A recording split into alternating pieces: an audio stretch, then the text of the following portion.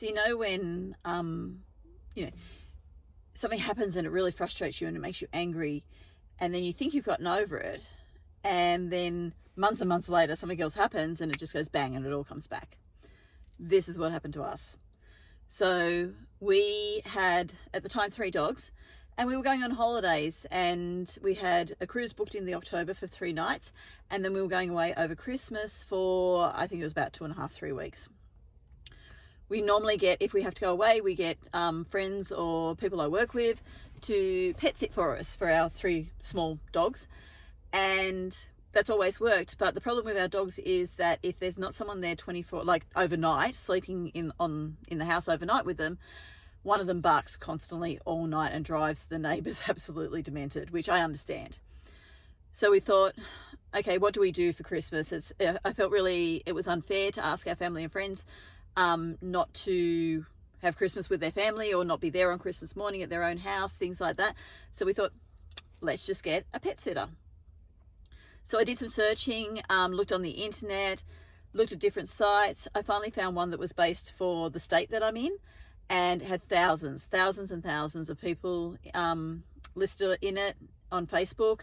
Lots of reviews, lots of people talking. So I put an ad on there. I said I needed a dog sitter for 3 nights in October and then 3 weeks in December. So I had a few people come back to me, had a few discussions. We finally picked one lady. She seemed all right. She sent references. We were prepared to pay. We didn't have a problem with paying. She told us it was $50 a night. And so we said, yes, we agreed to that. She asked for a deposit. We paid a $250 deposit for the Christmas period, but she was also going to do the October as well. So we thought, October's a good tryout to make sure. We had one dog who was quite sick and she needed medication. So we FaceTimed her. I showed her around the house. Everything was great. She told us that she pet sits regularly. Also that when she's a uni student, which is fine, she studies from home, and that when she does longer house sits, she also does house cleaning for other people. So she puts ads out around the local community and cleans other people's houses to make some extra cash, which was fine. We didn't have a problem with any of that. So it all seemed really good. Then a week before the 3-day sitting for the cruise came up, probably it was on the Saturday, the house sitting was on the Friday. I got a message for her and she said, you haven't paid for next weekend yet. And I said, oh, okay. She never asked for that.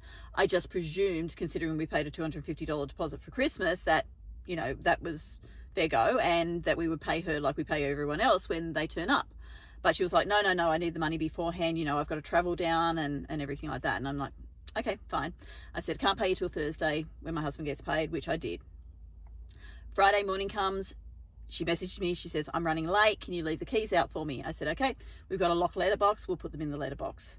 So we did that and off we went to our cruise. We actually have a lock on our bedroom door, and we're halfway to the cruise terminal and I go, oh my God, we didn't shut the bedroom door. Is what it is. We didn't have time to turn around. We just had to accept it. So that's okay. We get to the cruise terminal. We're lined up. I get a message from her. She says, I'm just getting the keys out. Then she messages me and she says, oh, you've got 3 dogs. And I'm thinking, we discussed this and I showed you the 3 dogs and gave their names and everything like that. So I thought, that's a little bit strange, but trying to stay calm. Then she asked me for the code to our front door. And I say to her, you have a key to the other door. She says, oh yeah, I want to have the code so I can get in this front door as well. Okay, we give her the code. That's fine. Everything seems fine. She's sending me photos of the dog. Like she's actually sending lots of photos of the dogs and this dog's doing this and this dog's doing that. And I'm like, yeah, that's fine. Like I'm thinking, I'm on holidays now. Your dog's sitting my dogs. I can see that you're there. It's all good. So that night we were still like the ship left and it was only 3 days. So it was only up and down the coast of Queensland. And, yeah, because we were so close to the coast, we were still receiving messages.